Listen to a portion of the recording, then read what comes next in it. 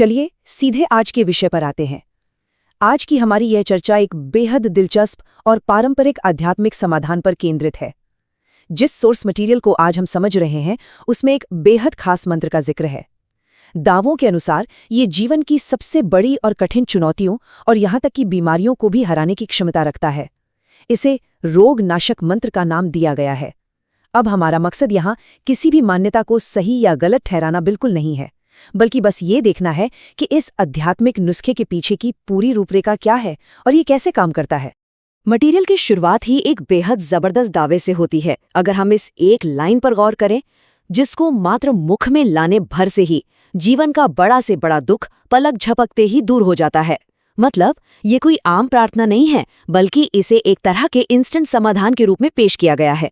ये लाइन अपने आप में एक बहुत तगड़ा हुक है। ये साफ तौर पर दिखाता है कि इस खास जाप के तुरंत असर करने को लेकर कितनी गहरी आस्था जुड़ी हुई है, और इसी से हमें ये भी अंदाजा लग जाता है कि हम यहाँ किस स्तर की आध्यात्मिक मान्यता की बात कर रहे हैं। तो तकनीकी रूप से देखा जाए तो ये रोग नाशक मंत्र आखिर है क्या? अगर हम बस इन शब्दों को ही तोड़कर समझें तो रोग का मतलब हुआ कोई भी बीमारी या तकलीफ, और नाशक का सीधा सा अर्थ है उसे जड़ से मिटाने वाला। सोर्स में इसे एक ऐसे पारंपरिक आध्यात्मिक मंत्र या स्तुति के तौर पर बताया गया है जिसे खास तौर पर गंभीर बीमारियों और जीवन की बड़ी परेशानियों को खत्म करने के लिए ही डिजाइन किया गया है। इसे महज मानसिक शांति पाने का जरिया नहीं, बल्कि असल जिंदगी की मुश्किलों पर किया जाने वाला एक सीधा आध्यात्मिक प्रहार माना गया है। अब एक बड़ा सवाल ये उठता है कि इस मंत्र को इतनी ताकत कहाँ से मिलती है। सोर्स में इसके एक बहुत ही पवित्र उद्गम यानी इसकी जड़ों का जिक्र है। बताया गया है कि ये मंत्र हिंदू देवता हनुमान जी से प्राप्त हुआ है, जिन्हें वैसे भी संकट मोचन कहा जाता है, और फिर इसे प्रतिष्ठित आध्यात्मिक गुरु बाबा नीम करोली महाराज को समर्पित किया गया है। कुल मिलाकर मान्यता ये है कि ये दो बेहद पूजनीय आध्यात्मिक शक्तियों के बीच से निकला हुआ एक सीधा और शक्तिशाली उपहार है। शायद यही वजह है कि इसे अब तक का सबसे शक्तिशाली और चमत्कारी मंत्र घोषित किया गया है। ये पूरा बैकग्राउंड इस अभ्यास से जुड़ी आस्था को और भी ज्यादा पुख्ता कर देता है। चलिए अब देखते हैं कि ये ढांचा किन सटीक समस्याओं को अपना निशाना बनाता है। यहाँ बहुत ही स्पष्ट रूप से कहा गया है कि अगर कोई इंसान अत्यधिक दुख में डूबा है, लगातार किसी बीमारी से जूझ रहा है, और सबसे बड़ी बात, अगर उसे जिंदगी में आगे का कोई रास्ता ही नहीं सूझ रहा है, तो ये अभ्यास उनके लिए है। ध्यान देने वाली बात यह है कि ये सिर्फ शारीरिक बीमारियों की बात नहीं कर रहा। ये उस गहरे मानसिक और भावनात्मक भटकाव को भी छूता है जब इंसान पूरी तरह से दिशाहीन हो जाता है। एक तरह से ये तन और मन दोनों की हताशा को दूर करने वाले एक संपूर्ण पैकेज के रूप में सामने आता है। इस पूरी प्रक्रिया में एक नंबर है जो सबसे ज्यादा मायने रखता है, और वो है 108। यह कोई रैंडम या यूं ही चुना गया नंबर नहीं है। ये असल में वो सख्त पैमाना है जिसे पार करना जरूरी बताया गया है। जो ऑडियो सोर्स हमें मिला है उसमें इस मंत्र का पूरे 108 बार जाप किया गया है। यह साफ करता है कि इस पूरी आध्यात्मिक विधि में चीजों को दोहराने या पुनरावृत्ति का एक बहुत ही सटीक महत्व है।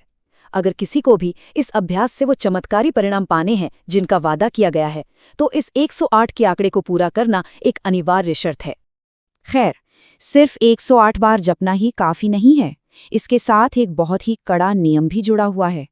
यहाँ किसी भी तरह के शॉर्टकट की कोई गुंजाइश नहीं है। मंत्र को बीच में अधूरा छोड़ने का तो सवाल ही पैदा नहीं होता। इसे पूरी निष्ठा और अटूट विश्वास के साथ पूरे 108 के चक्र तक बिना रुके सुनना या जपना होता है। स्पष्ट चेतावनी है कि आधा अधूरा काम यहाँ बिल्कुल फल नहीं देगा। फल तभी मिलेगा जब चक्र एक ही प्रवाह में पूरा हो। ये शर्त अपने आप में दिखाती है कि ये कोई आम तौर पर बैकग्राउंड में बजने वाला गीत नहीं है, बल्कि एक गंभीर आध्यात्मिक अनुशासन की मांग करता है। लेकिन यहाँ एक बहुत ही शानदार ट्विस्ट भी है। इस अभ्यास को अलग अलग तरह के लोगों के लिए बहुत ही समझदारी से ढाला गया है। एक तरफ है सक्रिय श्रवण यानी एक्टिव होकर सुनना। इसमें इंसान एक जगह शांत बैठकर पूरी एकाग्रता से पूरे 108 बार के क्रम को सुनता है। पर हम सभी जानते हैं कि आज की भागदौड़ वाली जिंदगी में हर किसी के पास इतना वक्त नहीं होता। इसीलिए एक दूसरा विकल्प भी है, निष्क्रिय शुद्धिकरण। मतलब अगर कोई अपने रोजमर्रा के कामों में बहुत बिजी है तो वो बस इस ऑडियो को बैकग्राउंड में चलाकर छोड़ सकता है। दावा यह है कि असर दोनों ही तरीकों से होगा, बस शर्त वही है कि ऑडियो पूरा 108 बार चलना चाहिए। ये पारंपरिक आस्था और आज की बिजी लाइफस्टाइल के बीच एक कमाल का तालमेल बिठाता है। अब ये जो बैकग्राउंड में चलने वाला दूसरा विकल्प है, इसके पीछे का सिद्धांत वाकई बहुत दिलचस्प है। मान्यता ये है कि जब ये मंत्र बजता है तो इसकी ध्वनि घर के हर एक कोने में गूंजती है, और इस गूंज या वाइब्रेशन में इतनी ताकत बताई गई है कि ये एक पूरे भौतिक स्थान को शुद्ध कर सकती है। ऐसा माना जाता है कि ये ध्वनि तरंगे एक तरह से झाड़ू का काम करती हैं, जो वातावरण में मौजूद सारी नेगेटिव एनर्जी और परेशानियों को घर से बाहर धकेल देती हैं। ये अपने आप में एक बहुत ही अनूठी सोच है, जहां आवाज सिर्फ सुनने की चीज नहीं रह जाती, बल्कि माहौल को साफ करने वाले एक पावरफुल टूल में बदल जाती है। इस पूरे प्रोसेस की जान है वो लगातार चलने वाला लूप। ये ऑडियो पूरी तरह से पवित्र अक्षरों की एक निरंतर और अटूट पुनरावृत्ति से बना है। जब कोई इन शब्दों को बार बार एक ही लय में सुनता है तो ये दिमाग को एक गहरे मेडिटेटिव जोन में ले जाता है। दावा है कि ये जो लगातार चलने वाली प्रक्रिया है, यही बीमारियों के विनाश और अच्छे समय को आमंत्रित करती है। ये लूप दरअसल हमारे दिमाग को इधर उधर भटकने से रोकता है और उसे एक ही आवाज पर फोकस कर देता है, और शायद इसी फोकस से वो गहरा आध्यात्मिक अनुभव पैदा होता है, जिसका इस सोर्स में इतनी दृढ़ता से वादा किया गया है। इन सारी बातों और दावों को देखने के बाद एक बहुत ही गहरा सवाल हमारे सामने आकर खड़ा हो जाता है। आखिर मानव जीवन में इस गहरी आस्था और ध्वनि की इन दोहराई जाने वाली तरंगों की असली ताकत क्या है? चाहे बात मनोवैज्ञानिक लचीलापन बढ़ाने की हो, गहरे दुख से बाहर निकलने की उम्मीद जगाने की हो, या बस अपने आसपास के माहौल को शांत बनाने की हो, आज के सोर्स मटेरियल ने भले ही एक खास मंत्र की बात की हो, लेकिन ये हमें ध्वनि, विश्वास और इंसान के दिमाग के बीच के उस बेहद उलझे हुए और गहरे रिश्ते पर सोचने के लिए मजबूर कर देता है। और इसी विचारोत्तेजक सवाल के साथ हम आज की इस चर्चा को यहीं विराम देते हैं। सोचने के लिए बहुत कुछ है ना?